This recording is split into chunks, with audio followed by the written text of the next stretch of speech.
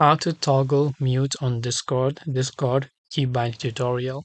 So if you want to toggle mute on Discord, it's actually quite very simple to do so. You can do this with the help of a shortcut by setting it manually.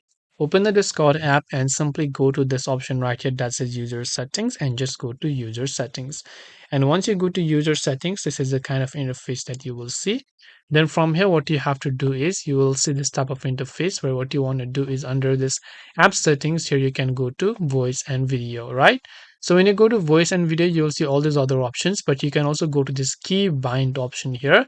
And here you can see action. So you can set a key bind for record key bind, right? Click on record key bind, select a certain key right here. Let's say you want to press the right shift to enable this. You can just click on add a key bind option, and then that particular option will enable the mute option for that. So I hope that this video helped you. If you have got any more questions, feel free to leave them down in the comment section. Thank you for watching till the very end of this tutorial, and as always, see you soon in our next video.